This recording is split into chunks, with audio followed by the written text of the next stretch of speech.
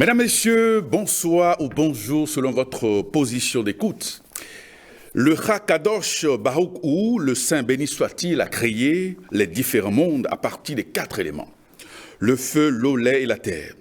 Dans les traditions occidentales, africaines ou orientales, les spécialistes ont recours au feu pour régler certaines situations. Pourquoi le rite du feu? Pourquoi le feu? Dans un instant, nous aurons les explications de notre spécialiste du jour.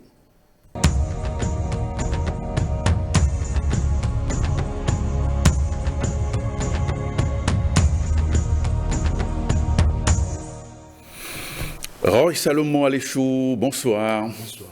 Vous êtes spécialiste des sciences occultes. Et aujourd'hui, nous parlerons donc du rite du feu. Alors, quelle est l'essence du feu? Je salue les téléspectateurs. Quand on parle de feu, c'est un élément très important dans les rites spirituels, en fait. En parlant d'essence de feu, nous allons d'abord faire un peu recours dans la plupart de tous les livres saints que nous lisons. Le feu est prépondérant. Quand un homme souvent meurt, nous disons souvent il s'est éteint. Pourquoi? Parce que justement, il vient de perdre la lumière en lui. Il vient de perdre le feu en lui. Le feu est l'essence même de toute chose. C'est le feu qui régénère nos cellules. L'essence du feu, c'est en réalité, disons, le début même de la création. Parce que le feu a tout créé. Observez un peu quand vous prenez un homme. Le feu est présent partout dans l'homme. Tout homme que vous voyez, dans la classification des 5 éléments, nous avons 72% pour l'eau dans l'homme, nous avons 12% pour la terre, nous avons 6% pour l'air et nous avons 4% pour le feu. Et les 6% restants représentent la cache, c'est-à-dire l'espace qui est autour de l'homme. Vous verrez que le feu est la plus petite portion, 4%, mais pourtant le plus dangereux. Le plus dangereux parce que si déjà c'est le plus dangereux, encore que nous sommes des êtres humains sur Terre, nous sommes venus pour nous perfectionner, l'on ne peut justement que mettre ce qui est très dangereux en miniature, afin qu'on y travaille. Donc le feu est le tout en l'homme. Le feu est en même temps le régénérateur et le destructeur.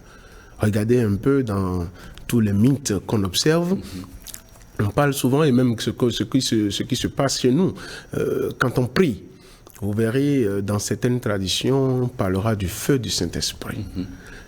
Dans le même temps, on parlera encore du feu de l'enfer.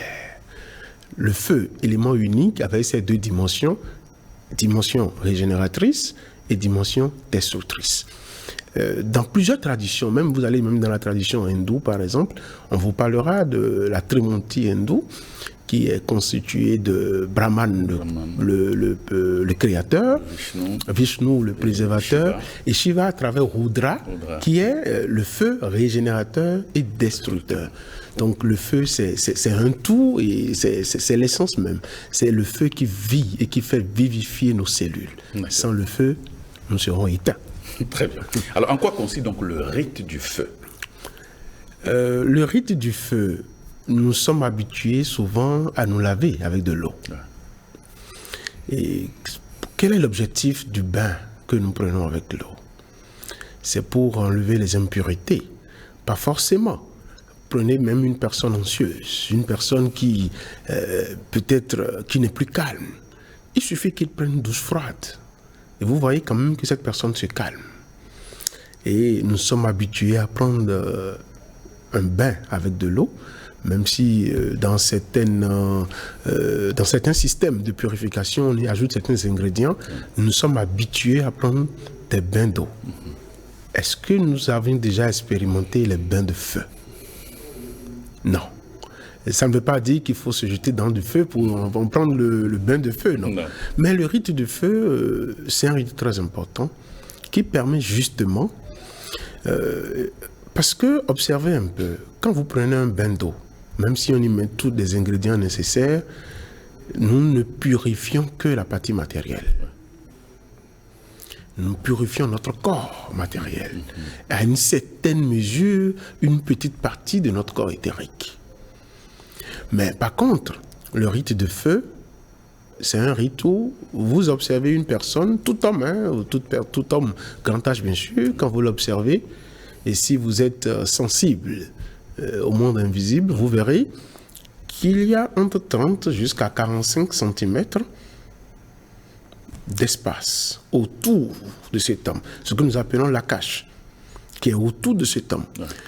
Maintenant, à moins que la personne soit une personne vraiment malade ou tend à s'éteindre, que vous verrez que ça diminue. Ouais. C'est pour ça que vous voyez certaines personnes qui sont malades, déjà quand vous les observez, on dit « Ah, celui-là il va partir », parce que la dimension de la cache autour de cette personne n'est même plus dans les proportions normales. Or, le rite de feu permet justement de purifier cette cache autour de nous, cet espace spirituel autour de nous, et observez bien vous-même, vous êtes un corps, mais l'espace vous dépasse de 30 à 45 cm environ.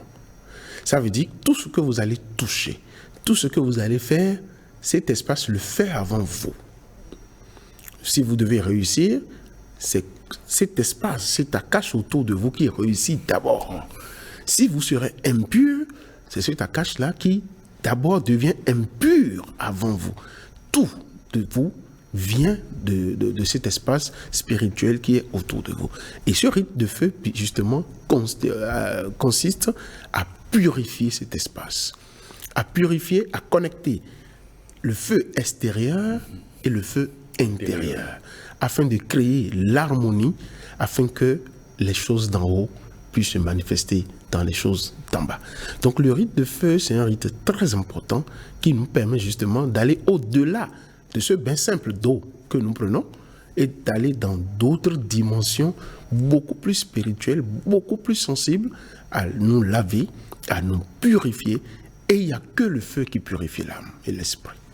Le reste, tout ce que nous le faisons juste pour purifier notre corps physique et nous sommes contents, mais il n'y a que le feu qui purifie l'âme. Alors, quelles sont les composantes de ce rite-là, le rite du feu? Il y a plusieurs rites de feu. Oui. Quand nous prenons un rite assez consistant de feu, d'abord, il faut forcément les 5 éléments pour composer ce rite de feu. Si nous prenons un rite de feu, je dirais, bien préparé, il faut d'abord, comme toute chose, il faut d'abord l'élémentaire. Puisque nous sommes sur la Terre, nous n'allons pas le faire quand même dans l'espace. Non. Donc déjà, nous utilisons, en termes de composants, je donnerai ces composants, nous aurons soit des préparations faites avec des matières, ou même nous avons des briques qui sont purifiées et autres que nous disposons. Et la disposition aussi diffère de l'objectif que l'on veut atteindre. Donc, vous verrez parfois qu'on fasse en forme circulaire, en forme carrée, en forme triangulaire, en forme pyramidale. Ça dépend de l'objectif que l'on veut atteindre. Si on veut, par exemple, faire la purification. Si on veut, par exemple, faire la purification, il est indiqué de le faire en forme carrée, par exemple. On le fait, on constitue. Maintenant, à l'intérieur de ça, et ça ne se fait pas aussi comme ça, en le disposant, il y a un certain nombre de mantras, un certain nombre d'invocations qu'il faut faire pour purifier l'espace dans lequel nous voulons travailler. Et une fois qu'on dispose ces accessoires, après, à l'intérieur de ces accessoires, nous allons préparer le lieu. Parce que, n'oubliez pas, nous sommes dans un monde de dualité. Quand nous allons commencer un rite de feu, il y aura aussi des esprits mal intentionnés de feu. Alors, il ne faut pas laisser l'espace à tout esprit de venir. Il faut alors limiter, donner un espace pur à ces esprits purs afin qu'ils descendent dans le corps éthérique. Donc, nous préparons et à l'intérieur, nous mettons certains ingrédients qui sont aussi des éléments tirés de la terre. Que nous mettons, que nous communiquons à la terre pour justement limiter, disons, tous les esprits qui viendront dans le corps éthérique. Après, nous allons préparer le cœur du feu. C'est le cœur du feu qui détermine de ce que nous voulons faire. Si c'est un feu, un rite de feu, de purification, comment préparer ce cœur de feu de purification est enseigné aux initiés, bien sûr, qu'ils font et qu'ils déposent au cœur et à des dimensions données dans le dispositif qui est fait. Donc ce cœur de feu est préparé. Il y a aussi comme accessoire maintenant certaines huiles essentielles qui sont des huiles qui favorisent l'expansion de l'égrégore, qui favorise aussi l'appellation de ces entités. Donc ces huiles, nous en avons, nous allons utiliser, il y a l'huile de coco, il y a même l'huile d'arachide, il y a l'huile de santal, il y a plusieurs autres huiles qu'on utilise pour faire ce rituel. Il y a aussi certains bois comme accessoires que nous utilisons, et comme par exemple le bois de manguier, c'est pas des arbres simples. Pourquoi le bois de manguier, par exemple? Pourquoi le manguier? Le manguier, à cause de sa capacité énergétique. Il y a aussi le bois de Nîmes, par exemple. Il y a les bois de santal, par exemple. Il y a plein d'autres bois. Mais vu comme on est au Bénin, ce qui est plus accessible, c'est le manguier, et les bois de Nîmes aussi, et santal quelquefois. Donc, ce sont des arbres quand même assez consacrés, qui ont beaucoup de capacité énergétique. Donc, ces bois sont utilisés. Mis à part ces bois, maintenant, il y a d'autres compositions que l'initié aussi fait pour diriger le sens de son rite qu'il ajoute. Après ça, il y a aussi des encens préparés. Ce n'est pas tous les encens qu'on utilise pour un rite de feu. Alors, quels sont les encens qu'on utilise pour le rite de feu? La plupart des encens, donc, nous préconisons, des encens préparés. Parce que quand ces enfants, ça ne sera pas des encens consacrés et non des encens faits pour le commerce. Des encens consacrés, parce que dans la consécration, dans la préparation de ces encens, nous y mettons déjà une forme d'intention. Et nous y travaillons. Donc ces encens permettent justement à unifier le monde avec l'élément air, qui doit pouvoir favoriser à ces entités de passer par ces éléments, par l'élément air, et de pouvoir descendre. Donc il y a aussi d'autres accessoires que l'initié prépare, et c'est tout ceci. Maintenant, il y a le feu qui se fera. Il y a aussi de l'eau consacrée qui est là, qui servira aussi à purifier l'environnement, à purifier les participants de ce rituel et à pouvoir être disponible à accueillir ces esprits de lumière qui prendront forme dans le feu, dans leur corps éthérique, afin de pouvoir, c'est une question de donner et de recevoir. Donc, par rapport à tout ce que nous donnons, et nous allons recevoir aussi d'eux. Donc, en termes de composition, voilà. Maintenant, quand nous allons dans un rite de feu simple, ce qui est indiqué pour tout initié, normalement, c'est au moins de pratiquer un rite de feu par jour. Un rite de feu par jour? Oui. Et vous voyez, non, et là, ça dure à peine 7 minutes. Oui, et comment ça se fait alors par jour, quotidiennement? Quotidiennement, j'aurais conseillé une bougie, mais aujourd'hui sur le marché, nous avons beaucoup de bougies faites avec de cire chimique. Ce qui ne favorise pas, parce que quand vous observez une bougie qu'on allume, normalement quand on allume une bougie et que vous êtes quelqu'un d'averti, et que voilà, de sensible, que vous observez la bougie, vous devrez avoir la cache de la bougie, forcément. Et il y a une certaine forme que ça doit prendre. Mais au jour d'aujourd'hui, il y a beaucoup de bougies fabriquées avec des cires chimiques, ce qui fait que la cache est tellement réduite, alors ça ne vous profite pas. Donc nous, dans la tradition orientale, nous conseillons souvent qu'on y mette le feu avec de l'huile. Nous prenons des huiles essentielles, comme par exemple l'huile de coco, comme par exemple l'huile de santal aussi, comme par exemple l'huile d'arachide si on n'a pas les autres huiles, comme l'huile d'olive aussi, ou ce qui est beaucoup plus indiqué, c'est le ghee. Le ghee, c'est du beurre liquéfié. Et ça, avec une mèche, et en consacrant ceci, et en y mettant la lumière pendant au moins 7 minutes, vous observez, vous êtes en face de cette lumière pendant 7 minutes, et vous recevez les énergies, afin d'unifier toujours le feu extérieur et le feu intérieur, et après vous faites dos à ce feu, et que aussi vous exposez aussi votre colonne vertébrale pour activer votre feu intérieur. Pendant aussi, donc vous partagez les 7 minutes entre la partie face et la partie arrière. Et que vous faites, en le faisant, même le lieu où vous le faites, je vous assure, il sera difficile aux esprits malsains, Oui, néfastes. néfastes d'y habiter, parce que la plus grande source de feu qui existe sur Terre est le soleil. Soleil, oui. Qui et quel homme ne profite pas du soleil par jour? Parce que le soleil nous envoie toujours ces vibrations, ces énergies de feu. Ouais.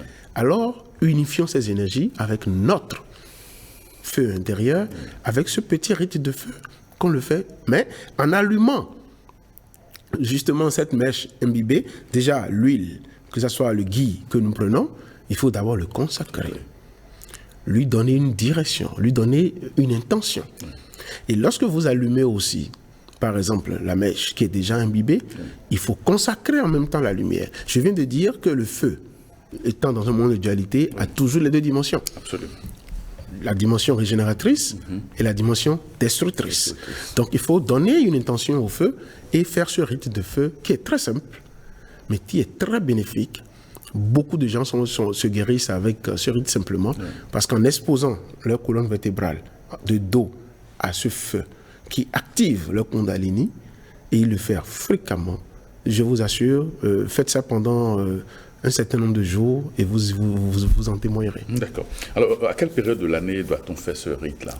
Comme vous l'avez dit, on le fait quotidiennement, mais il y a une période précise. Oui, on le fait quotidiennement, mais il y a des périodes où, si c'est des rites de protection et de purification, il faut privilégier juin et décembre. Pourquoi? Pourquoi parle-t-on du solstice d'été d'hiver? Voilà, parce que c'est la naissance de la lumière et aussi le coucher de la lumière. Donc il faut à la naissance un rite spécifique et aussi au coucher un rite spécifique.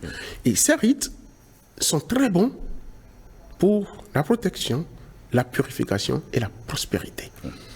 Donc, le rite de feu, on peut le faire pour beaucoup de choses. Vous pouvez faire un rite de feu pour la prospérité. Vous pouvez faire un rite de feu pour la protection. Vous pouvez faire un rite de feu pour la guérison. Vous pouvez faire un rite de feu pour tout. Mais les périodes les mieux indiquées, parce que le rite de feu, ça sous-entend déjà que c'est une question de lumière. C'est une question de feu. Et la plus grande source, comme je l'ai toujours dit, c'est le soleil. Donc, on se base sur les moments où le soleil, justement, dans l'hiérarchie, dans l'organigramme, dans l'organisation, bien sûr, nous donne de mieux de ses rayons.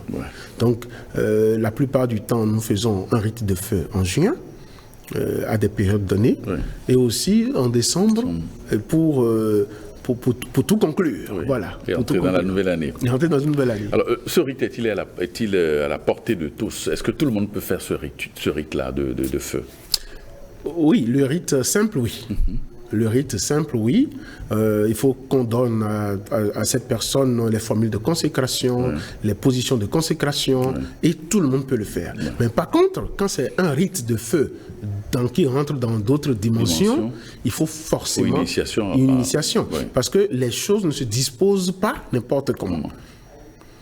Et il y a une certaine prédisposition aussi qu'il faut avoir. Sinon, c'est là où le feu est très dangereux. Le feu, dans une moindre mesure, nous fait du bien. Mais le feu, dans une autre mesure, détruit. Regardez un peu, je prends l'exemple d'un homme. Observez. Le feu existe à travers 4 dimensions. Nous avons le feu digestif. C'est ce feu qui nous permet la matérialisation de tout ce que nous faisons. Vous savez, quand vous mangez, s'il n'y a pas ce feu digestif en vous, ça ne va jamais transformer ce que vous mangez en énergie afin de vous alimenter. Quand vous mangez, vous avez plus de force. Mais la force ne vient pas de ce que vous mangez, mais de cette combustion qu'il y a eu entre ce que vous avez mangé et le feu digestif en vous, qui maintenant produit de l'énergie et qui alimente votre corps matériel. Et c'est ce feu digestif qui donne naissance au feu reproductif. Vous avez le second feu qui est le feu d'intelligence. C'est le feu d'intelligence qui alimente le mental. Et vous allez voir souvent dans les cours de développement personnel, tout ce qu'on dit, on dit oui, avoir un mental fort aussi. Mais ce n'est possible que lorsqu'il y a le feu d'intelligence. C'est clair. Et ce feu d'intelligence active le mental, qui nous amène dans d'autres dimensions. Après, vous avez le feu, qu'on appelle le feu élémentaire. Ce feu permet justement à ce qu'on commence par voir les choses autrement. À ce qu'on puisse se consacrer beaucoup plus au secret de la vie, à la création, plutôt que d'être dans, disons, les agitations du mental et du corps. Après, nous avons le dernier feu, qui alimente l'homme aussi, que nous appelons le feu primordial ou le feu ultime, qui est un feu qui est en réalité la source du divin en nous. Le feu du divin en nous, qui est sans chaleur et qui active tous les autres trois feux. Donc, vous comprenez avec moi que le feu est tellement présent en nous que quand on ne le maîtrise pas, ça nous détruit. C'est pour ça un rite de feu, pour le faire, il faut une initiation, qu'on initie la personne à ces rites, parce que quand vous commencez, vous appelez des entités. Et si vous n'avez pas les dispositions qu'il faut pour empercher ou faire venir d'autres, le feu sera alors mal utilisé et ça vous brûlera. Et les conséquences sont là. Très bien. Alors, où doit-on faire ce rite-là? Ce rite peut se faire partout. D'abord, pour le feu, le rite de feu quotidien, on le fait chez soi. Oui, dans son oratoire. Dans son oratoire. Maintenant, pour un rite de feu proprement dit, si on peut le faire chez soi, on peut le faire. Le lieu indiqué, c'est un lieu en plein air. Mais si vous êtes dans un pays où il n'y a pas, peut-être vous n'avez pas de possibilité de rester en plein air, vous pouvez le faire dans votre appartement. Mais là, il y a des dispositions qui sont prises. Sinon, les lieux les plus indiqués sont des lieux en plein air.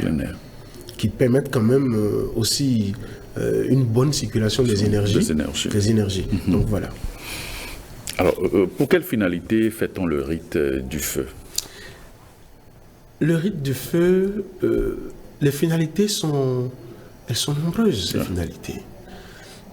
Si vous faites le rite de feu, je vous assure, il sera très difficile pour les apprentis sorciers. Oui, je dis ça parce que oui, de vous atteindre. Je viens de vous dire, quand vous voyez quelqu'un debout, quand vous observez la cache de la personne, ce corps qui l'enveloppe est fait de feu. Plus vous donnez de la puissance à ce corps, plus il sera compliqué, voire impossible de s'approcher de vous, même de façon astrale. Parce que même en dormant, n'importe où vous êtes, il y a ce corps, cette cache qui vous couvre. C'est fait de feu et vous allez unifier le feu extérieur et le feu intérieur. Les finalités sont énormes. On y gagne beaucoup. On se prépare. On prépare toute une vie avec le rite de feu.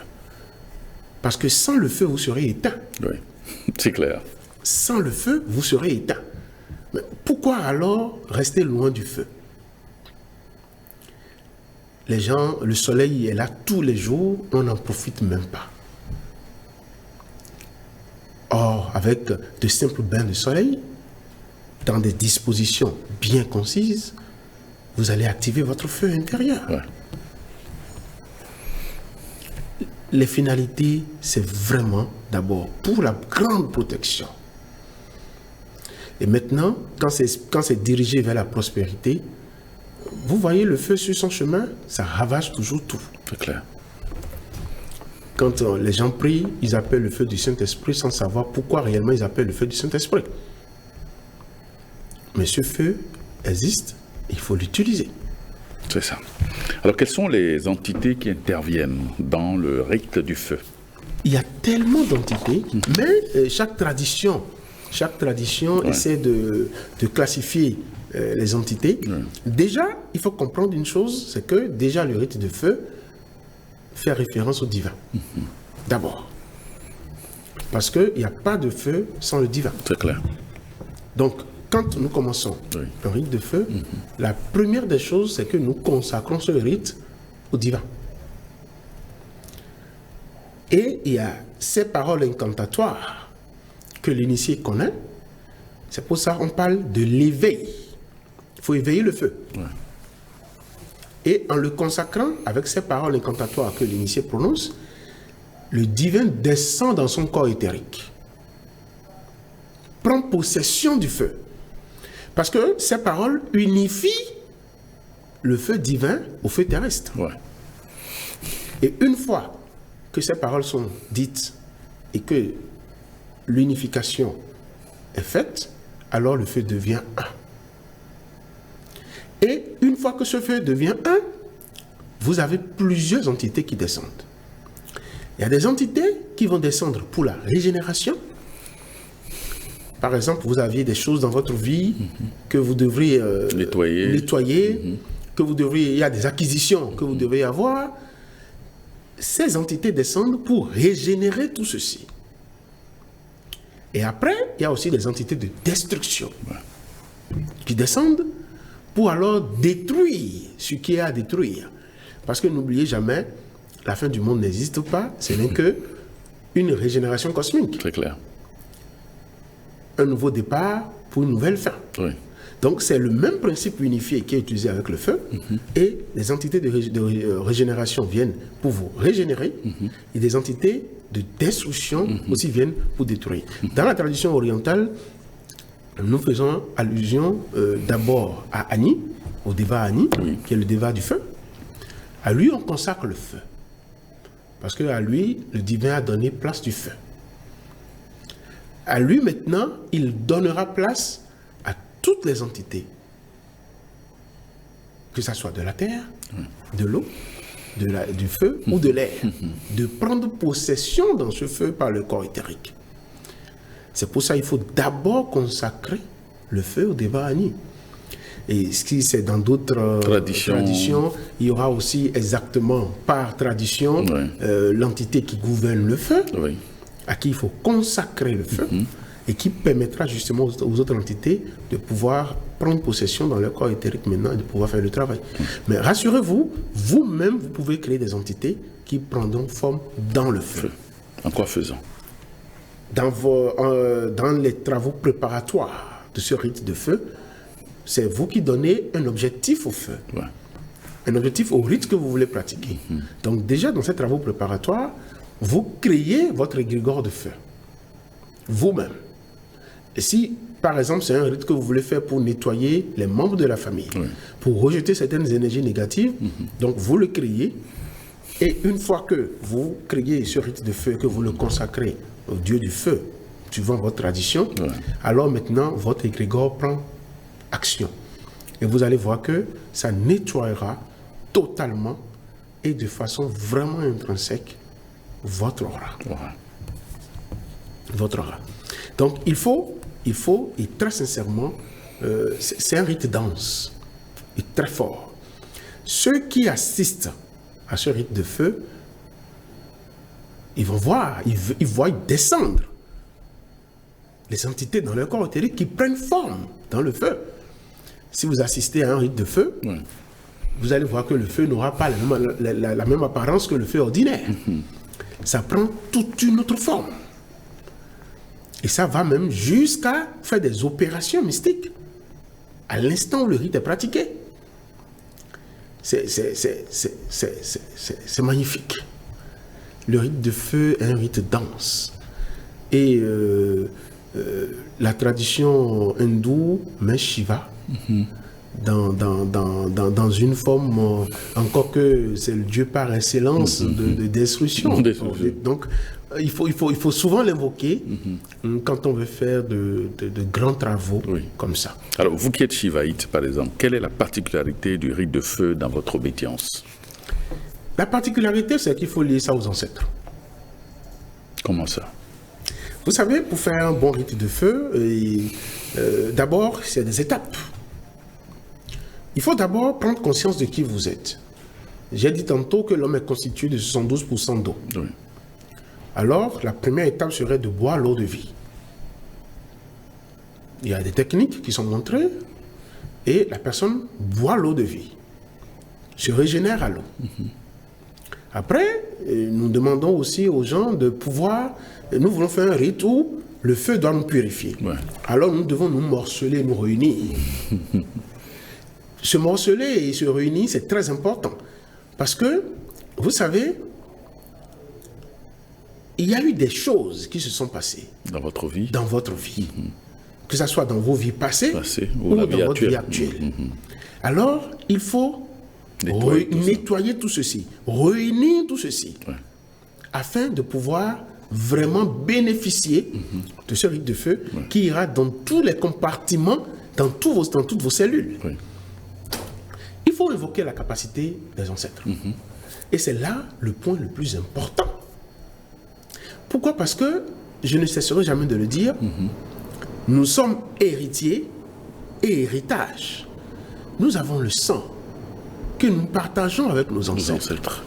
Or, aujourd'hui, les ancêtres sont dans une dimension que nous ne sommes pas encore. Parce qu'ils ont connu l'ultime initiation, Ouais, la mort. la mort. Et aujourd'hui, ils sont plus accessibles à ces entités beaucoup plus subtiles. Mais nous, aujourd'hui, qui sommes encore dans le monde terrestre et qui portons ce sang, nous sommes héritiers et héritages. Donc, si il y a eu beaucoup d'effets négatifs, Ouais. beaucoup d'actes négatifs posés par nos ancêtres, Oui. nous sommes héritiers. Si aussi il y a eu des actes bons, nous sommes aussi héritiers. C'est pour ça qu'il faut invoquer la capacité des ancêtres.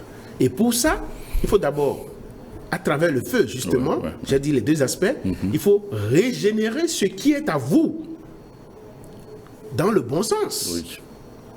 Il faut reprendre des ancêtres ce qui est à vous et que vous devez l'utiliser.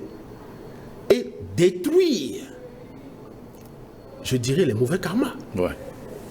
Parce que il y a eu beaucoup de choses passées que les ancêtres ont fait, peut-être pas des malédictions, un certain nombre de choses, alors qu'il faut rompre par le Il faut feu. couper les liens. Il faut couper les éthériques. liens éthériques, négatifs, bien sûr. Ouais, ouais. Et il n'y a que par le feu qu'on communique dans le monde invisible. Vous allez voir la plupart du temps, et ça tombe aussi sur l'autre étape de ce rituel, c'est écrire une correspondance au feu. C'est pouvoir communiquer avec le feu. Donc il y a des travaux préparatoires qu'il faut faire. Et tout ceci est fait. Et la correspondance, ce qui a été écrit au feu, sera brûlé au feu sacré. Et là, vous envoyez justement ce qui est écrit à vos ancêtres. Ouais. Et qui ont l'obligation, à cause du lien du sang. C'est pour ça que c'est toute une préparation. Vous les obligez, ils n'auront pas le choix. Ils n'auront pas le choix de se lever, de travailler pour vous. Ils n'auront pas le choix que de vous protéger. Ils n'auront pas le choix que de vous amener dans de bons sentiers. C'est pour ça qu'il faut le faire. Donc il faut invoquer la capacité des ancêtres, y travailler correctement. Ouais. Après, il faut maintenant l'allumage du feu même. Et là, c'est là, parce que nous allons couper tous ceux qui, si vous avez connu des envoûtements, ou que ces envoûtements même sont en cours, Cool. il n'y a rien qui résiste devant le feu. C'est pas pour rien qu'on vous dit, vous irez dans le feu de l'enfer, ou que vous irez avec le feu du Saint-Esprit. Il n'y a rien qui résiste devant le feu. Et seul le feu purifie jusqu'à là. Donc, nous allons alors détruire tout ceci aussi C'est ça. dans le feu sacré. Donc, les particularités de rite shivaïte, c'est que vous rentrez dans l'ancestralité. Parce que le courant shivaïte est conscient que vous êtes héritier et héritage. Parce que même quand quelqu'un meurt, la mémoire akashique existe Absolument. et persiste toujours. Donc vous venez, vous êtes héritier, héritage. Vous avez le sang qui coule dans votre veine, dans vos veines. Et ce sang, eux, ils l'ont eu avant vous. C'est clair.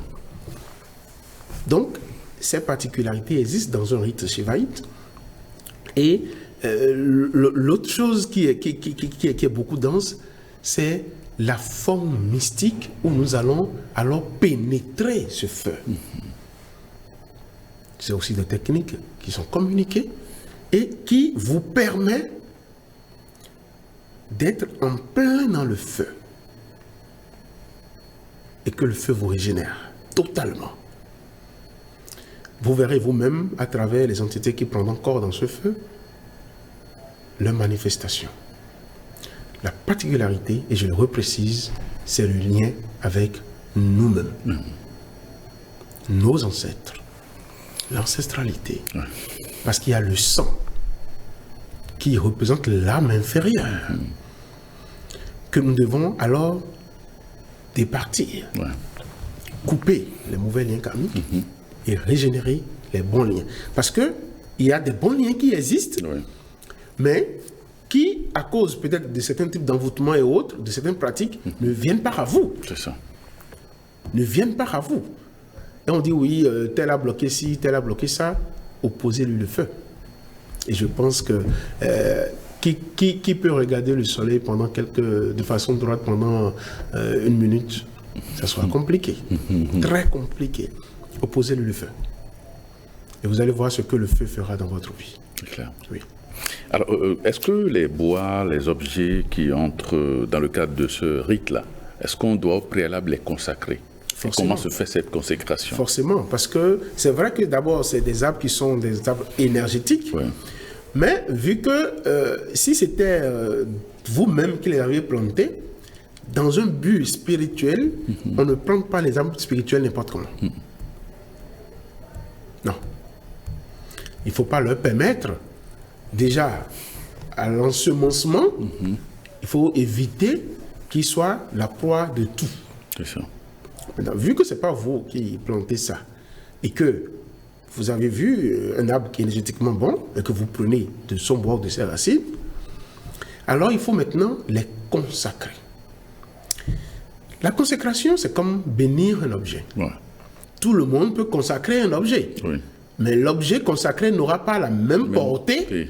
C'est pour ça, on dit souvent, vous pouvez bénir, vous prenez de l'eau, vous pouvez bénir l'eau. Oui, c'est clair. Mais quand vous n'êtes pas dans certaines prédispositions, vous allez certes bénir, mais ça n'aura pas autant d'effet que ce que l'autre, dans certaines conditions, a pu faire. Donc, tous ces objets, que ce soit les bois, que ce soit l'eau, que ce soit les céréales utilisées, parce qu'il y a aussi des céréales qu'on utilise, tout un mélange de produits qui favorise l'acquisition, parce qu'il faut donner pour recevoir. Donc tous ces objets sont au préalable consacrés, purifiés, afin qu'ils ne soient utilisés que pour la bonne cause. Donc voilà un peu comment ça peut se faire en termes de consécration pour ce rituel de feu. Est-ce qu'il faut, on l'a dit tout à l'heure, est-ce qu'il faut avoir des dispositions spirituelles particulières pour opérer ce rite? Disons du maître des cérémonies, celui qui doit officier. Oui, celui qui doit officier obligatoirement. Et même aussi pour les participants. Parce que vous voulez faire un rite de feu. Le feu n'est pas un jeu. Et si vous voulez faire un rite de protection ou de purification des participants, soyez sûr que ce qui les embête va vouloir vous embêter. Maintenant, il faut vous mettre... Donc, il faut au préalable se préparer dans des conditions bien prescrites et que l'initié se prépare. Ce n'est pas forcément les jeûnes, mais ça peut se faire à travers certaines prières, certaines consécrations soi-même, certaines purifications soi-même, pour qu'on soit dans un état quand même assez approprié pour officier.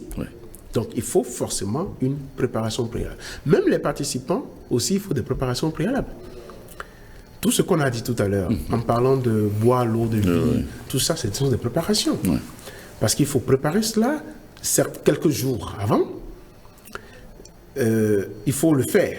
Et dans la pratique de l'ancestralité, nous avons souvent une pratique que nous appelons, dans le shivaïsme, le miroir noir. Pourquoi le miroir noir? C'est le nom ou Oui, le noir parce que le rite, ce que nous faisons avec ce miroir, nous permet de rentrer dans la préombre. Ça vous permet vous-même de communiquer avec vos ancêtres. Il y a le secret qui est communiqué, qui est donné à un participant qui veut faire. On lui dit ce qu'il faut faire et avec ce miroir, dans la préombre, on lui explique les rites. Il pourra communiquer lui-même avec ses ancêtres. C'est important pour le rite. Parce que vous prenez corps avec vos ancêtres avant de venir maintenant dissoudre ce qui est négatif et de régénérer ce qui est positif. Ouais.